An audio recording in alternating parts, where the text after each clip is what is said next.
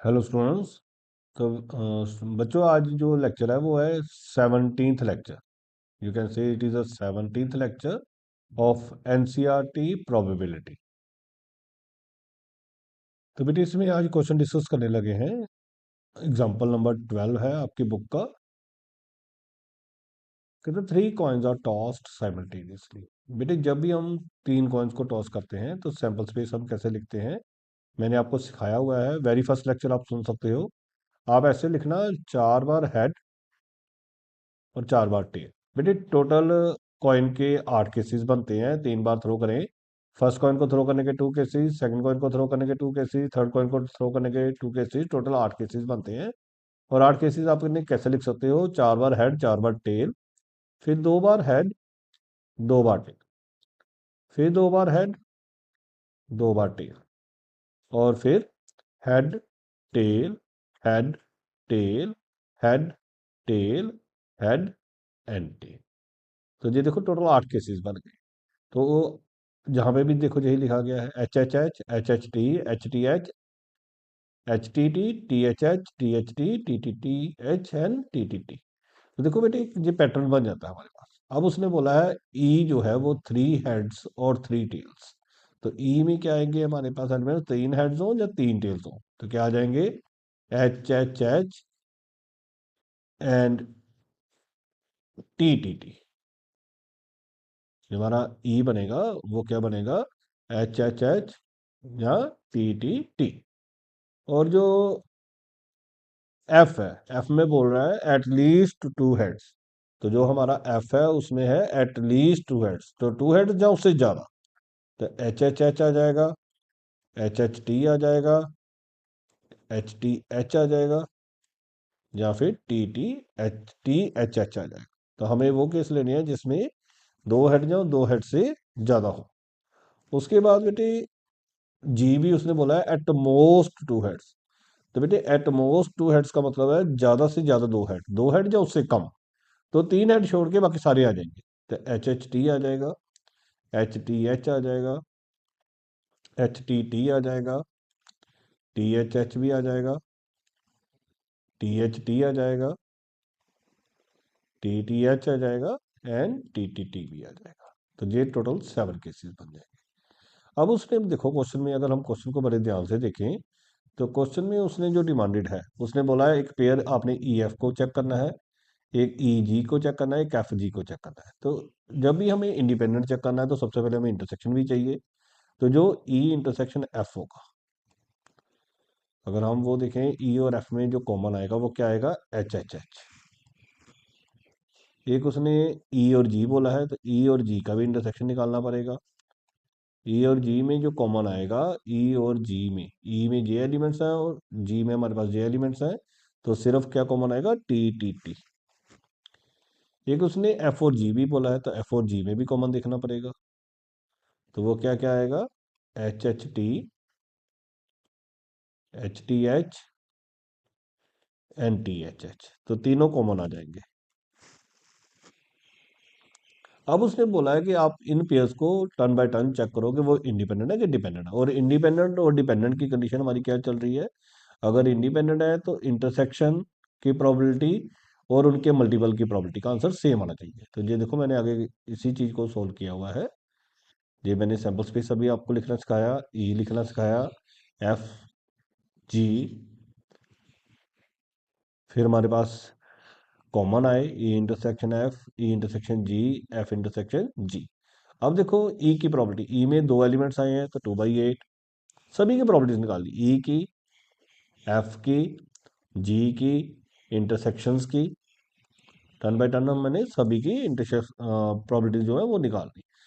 अब हमें चेक करना है कि कौन कौन से पेयर जो है वो इंडिपेंडेंट है। तो जिस जिस पेयर की बात करेगा, तो पहले उसने पेयर बात की है ई एफ।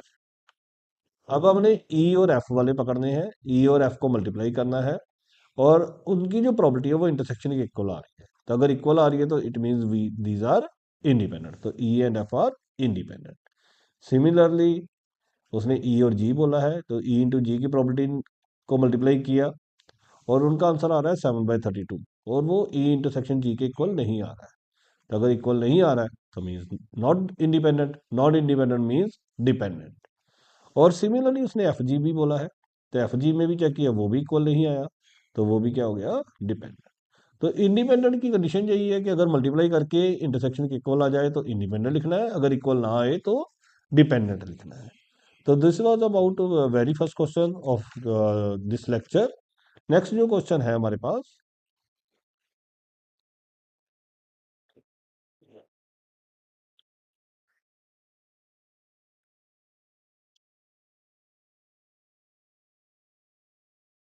एग्जाम्पल 13 है।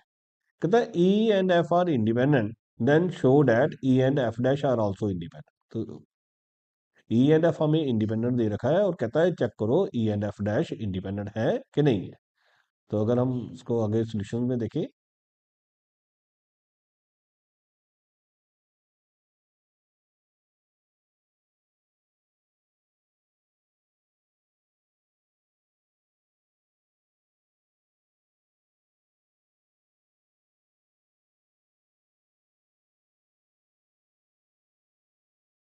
ये देखिए, तो स्टेटमेंट भी है। देखो हमें गिवन है E and F are independent, अगर ई एंड एफ इंडिपेंडेंट है मीन्स हम लिख सकते हैं intersection is equal to multiply. तो ये हमारे पास बाय डिफॉल्ट फॉर्मूला आ गया। अब हमें ई और एफ डैश को चेक करना है, तो ई और एफ डैश का हम इंटरसेक्शन निकालेंगे। तो बेटे मैंने प्रीवियस कहीं ना कहीं वीडियो में बताया आपको, अगर हम वेन डायग्राम से देखें तो this is the sample space, ये ई है, ये एफ है। तो ये जो कॉमन एरिया है, ये वाला जो मैं शेड कर रहा हूँ, ये जो कॉमन एरिया है इसको हम बोलते हैं ई इंटरसेक्शन एफ। अब ये वाला जो मैं शेड कर रहा हूँ इसको बोलते हैं ई इंटरसेक्शन एफ डैश। और ये वाला जो मैं शेड कर रहा हूँ थर्ड वन, इसको बोलते हैं ई डैश इंटरसेक्शन एफ या एफ इंटरसेक्शन ई डैश। अब हमें ई इंटरसेक्शन एफ डैश निकालना है। अगर ई इंटरसेक्शन एफ डैश निकालना है तो मैं कह सकता हूं कि ई पूरे ई में से इंटरसेक्शन को माइनस कर दें। तो पूरे ई में से इंटरसेक्शन को माइनस कर दें तो ई इंटरसेक्शन एफ डैश निकल आएगा। अब इंटरसेक्शन की वैल्यू क्या है, ई इंटू एफ। ये नंबर वन से आ गई, you can write here this is from one. और इससे मैंने क्या किया, ई कॉमन निकाल लिया। जब मैंने ई कॉमन निकाल लिया तो बन गया प्रोबेबिलिटी ऑफ ई, अंदर बन गया वन माइनस पी एफ। और वन माइनस पी एफ को मैं लिख सकता हूं पी एफ डैश। अब देखो हमारे पास बन गया probability of E intersection F dash is equal to probability of E into F dash. तो मल्टीप्लाई में आ गया। तो अगर मल्टीप्लाई में आ जाता तो वो इंडिपेंडेंट की कंडीशन है। इट मीन्स जो हमारा क्वेश्चन की रिक्वायरमेंट थी वो भी अचीव हो गई है। नाउ नेक्स्ट वन है,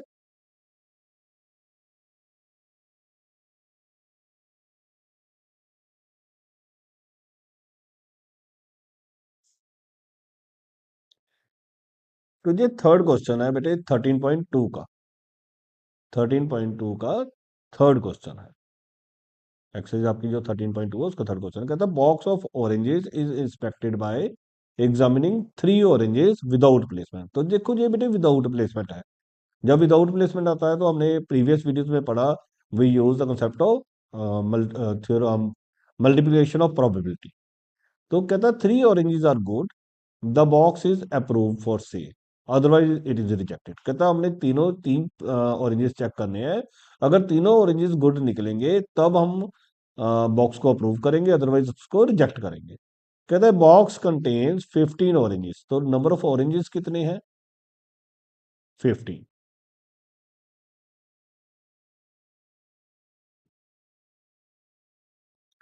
और उसमें गुड कितने हैं, 12। बैड कितने हैं, 3। और कहता है बॉक्स जो है अप्रूव हुआ और तीन ऑरेंजेस हमने निकाले और तीनों क्या है, विदाउट प्लेसमेंट निकाले और तीनों क्या आने चाहिए, गुड चाहिए। तो अगर हमें रिक्वायर्ड प्रोबेबिलिटी निकालनी है तो तीनों गुड निकालने पड़ेंगे, और वो भी विदाउट रिप्लेसमेंट। तीनों गुड, वो भी विदाउट रिप्लेस। तो कैसे निकलेंगे, पहला गुड, फिर दूसरा गुड प्रोवाइडेड पहला भी गुड है, फिर थर्ड गुड प्रोवाइडेड दोनों गुड है। तो पहला गुड आने की चांसेस बेटे देखो, जब पहला गुड निकालेंगे तो वो तो 12 है और टोटल 15 है। अब एक गुड हमने निकाल के बाहर रख दिया है, तो कितने रह गए, टोटल 14 रह गए। और गुड कितने रह गए होंगे, 11। थर्ड केस में भी एक और बाहर निकाल दिया, तो गुड कितने रह गए होंगे, 10। और टोटल कितने रह गए होंगे, 30। तो ये हमारी प्रॉबिलिटी बनेगी। तो जब भी बेटे विदाउट प्लेसमेंट हो तो we have to use the concept of theorem of multiplication of probability. Otherwise आप सीधा भी याद कर सकते हो कि पहले 12 निकले गुड आउट ऑफ 15, फिर गुड जो है वो 11 रह जाएंगे आउट ऑफ 14, फिर जो गुड है वो 10 रह जाएंगे आउट ऑफ 30। और जब हम इसकी कैलकुलेशन करेंगे तो 3 4 जा 12, 3 5 जा 15, 5 2 जा 10, 2 7 जा 14। तो 4 इंटू 11 44 डिवाइडेड बाई 91। तो ये हमारा थर्ड क्वेश्चन जो है वो डिस्कस हो जाएगा।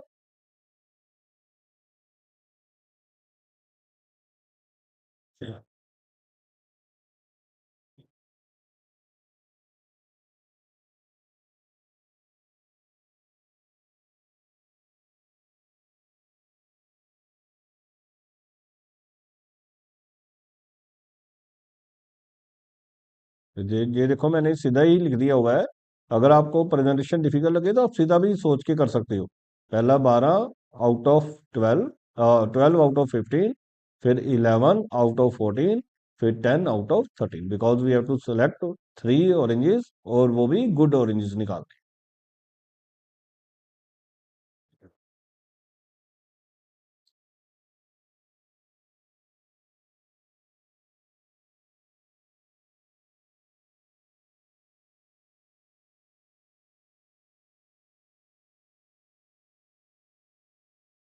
अब बेटे ये 6 क्वेश्चन करने लगे हैं।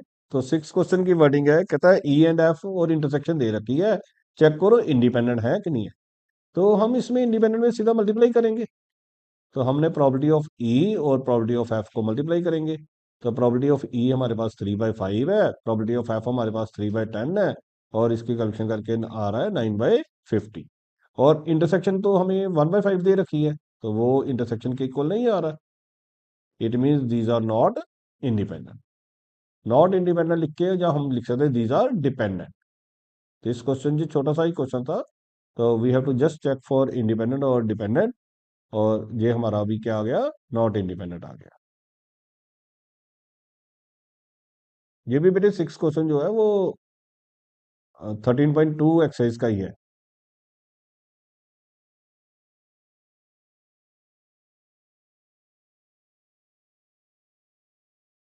तो ये आगे मैंने सोल्यूशन भी बनाया हुआ है।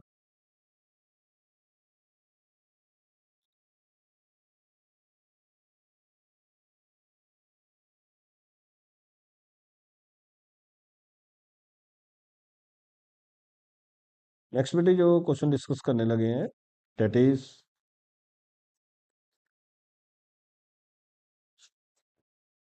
7th of 13.2।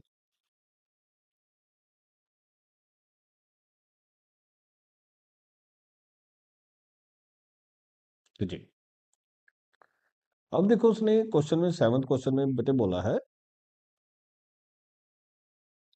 कहता है ए गिवन है 1/2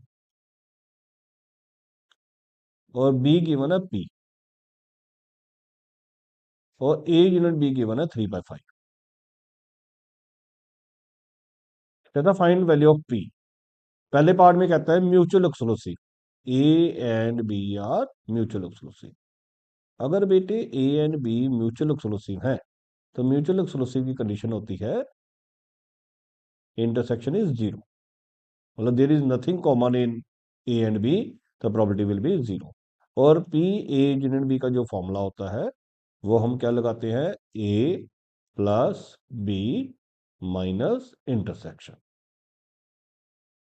अब ए यूनिट बी की वैल्यू तो 3/5 है, ए की वैल्यू 1/2 है, बी की वैल्यू पी है, और ए इंटरसेक्शन बी की वैल्यू जीरो है। तो पी क्या आ जाएगा, पी विल बिकम 3/5 माइनस 1/2। तो 10 एलसीएम बन जाएगा। ये बन जाएगा 6 - 5 इज इक्वल टू पी, और पी की वैल्यू कितनी आ जाएगी, 1/10।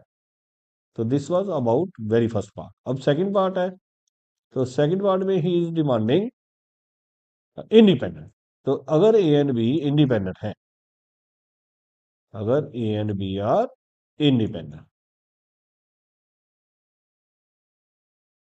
अगर ए एंड बी इंडिपेंडेंट है तो उसकी कंडीशन क्या है, ए इंटरसेक्शन बी की मल्टीप्लाई, क्या बन जाएगा फिर, P A into P B. और पी ए की वैल्यू हाफ है और पी बी की वैल्यू पी है। अब फिर वंस अगेन हम क्या लगाएंगे, ए यूनिट बी। तो जो ए यूनिट बी बनेगा उसका फॉर्मूला क्या चल रहा है हमारे पास, जो ए यूनिट बी है उसका फॉर्मूला चल रहा है ए प्लस बी माइनस इंटरसेक्शन। तो ए की जो वैल्यू है वो है हमारे पास 1/2, पी की है हमारे पास पी, इंटरसेक्शन की वैल्यू है हमारे पास 1/2 P, and A unit B की वैल्यू है हमारे पास 3/5। तो अगर हम इसमें कैलकुलेट करेंगे 3/5 माइनस 1/2, और J P minus P by two एल्सियम लेंगे तो बन जाएगा p/2। इसका एल्सियम लेंगे तो जे 10 एल्सियम, तो 6 - 5 इक्वल टू p/2, 2 5 10, तो पी की वैल्यू कितनी आ जाएगी, 1/5। ओके, नेक्स्ट बेटे एट क्वेश्चन है, कहता है A and B are the independent events. तो देखो आपको स्क्रीन पे दिख रहा है A and B are the independent events, और ए गिवन है बी भी गिवन है। इंडिपेंडेंट लिख दिया बेटे, जब भी इंडिपेंडेंट लिख देगा तो इंटरसेक्शन का मतलब है मल्टीप्लाई, और इसमें उसने 3 4 केसेस मांगे हैं। तो ये सीधा मैं सॉल्यूशन से दिखा देता हूँ। इसी इसी क्वेश्चन इसी सीरीज में मैं अभी ये नाइन्थ क्वेश्चन भी डिस्कस करूंगा, तो उसमें उसकी वर्डिंग भी एक बार देख लें। पी ए गिवन है, पी बी गिवन है, ए इंटरसेक्शन बी गिवन है, और नॉट ए या नॉट बी निकालने के लिए बोला है। तो एट्थ और नाइन्थ क्वेश्चन अब सीधा नोट से डिस्कस कर लेते हैं।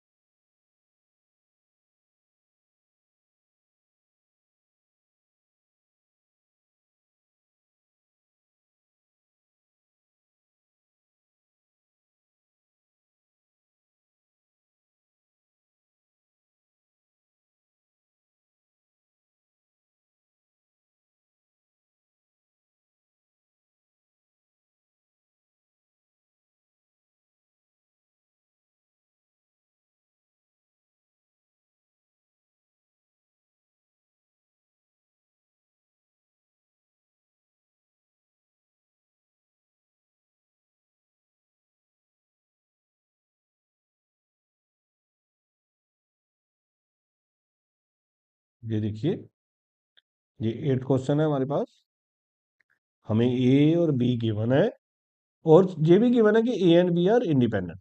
तो ये भी गिवन है A and B are independent, तो इंटरसेक्शन मांगा था, तो इंटरसेक्शन हम सीधा लिख देंगे मल्टीप्लाई, उनकी वैल्यूज डाली और 0.12 आ गया।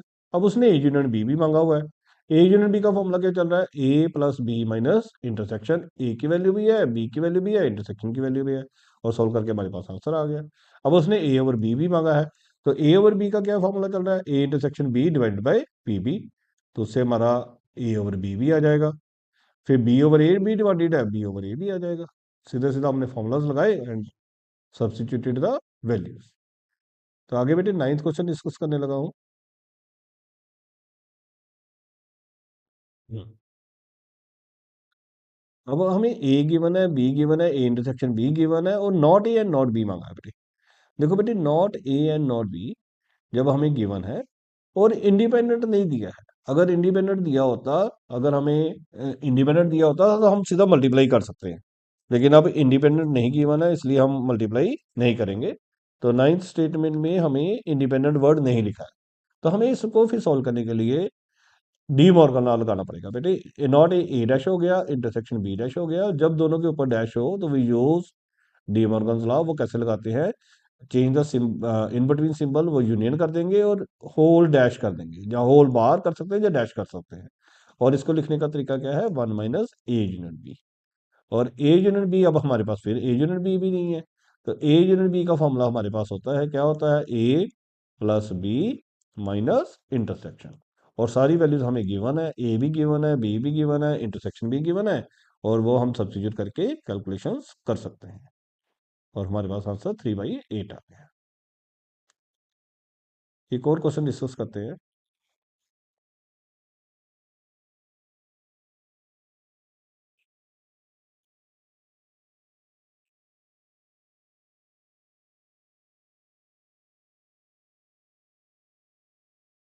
अब उसने बेटे बोला है 12th क्वेश्चन में, कहता a dice is rolled thrice, find the probability of getting an odd number at least once. अब देखो बेटे, जब हम डाइस को 3 बार थ्रो करेंगे तो पहली बार जब थ्रो करेंगे तो 6 पॉसिबिलिटीज, दूसरी बार करेंगे तो तब भी 6 पॉसिबिलिटीज, थर्ड बार करेंगे तब भी 6 पॉसिबिलिटीज, तो टोटल 216 केसेस बनेंगे। अब कहता है find the probability of getting an odd number at least once. तो देखो बेटे, अगर हम ऑड नंबर देखें तो ऑड नंबर एक डाइस पे ही देखें तो ऑड नंबर आने के चांसेस क्या होंगे, 135, तो 3/6 मीन्स 1/2। और नॉट ऑड आने के क्या होंगे, या इवन नंबर आने के क्या होंगे, इवन नंबर लिख लें या नॉट ऑड लिख लें, वो भी 3/6। अब देखो बेटे, इस क्वेश्चन में अगर हम सारा सैंपल स्पेस लिखें और उसमें से ऑड नंबर ढूंढना शुरू करेंगे तो वो काफी लेंथी क्वेश्चन हो जाएगा।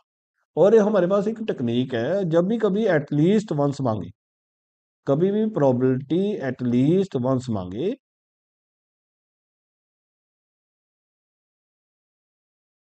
At least once odd number,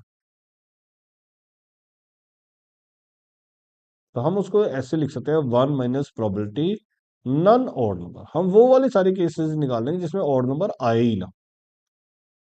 1 - probability none odd number. अब नन ऑड नंबर मतलब पहली थ्रो में भी पहली डाइस पे भी ऑड नंबर नहीं आया, दूसरी डाइस पे भी ऑड नंबर नहीं आया, तीसरी डाइस पे भी ऑड नंबर नहीं आया। और बेटे, ये जो हम जब डाइस थ्रो करते हैं, फर्स्ट टाइम डाइस थ्रो की और सेकंड टाइम जब डाइस थ्रो करेंगे, तो वो पहले पे डिपेंड नहीं करता है।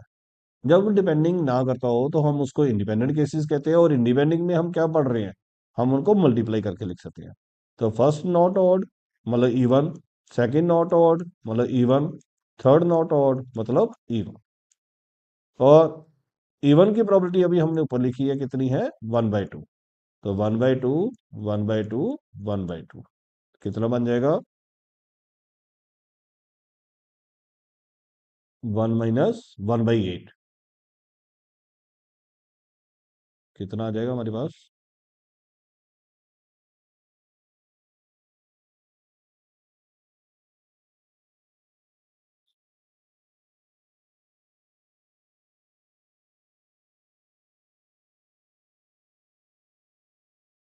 तो हमारे पास बेटे बन गया 1 - 1/8।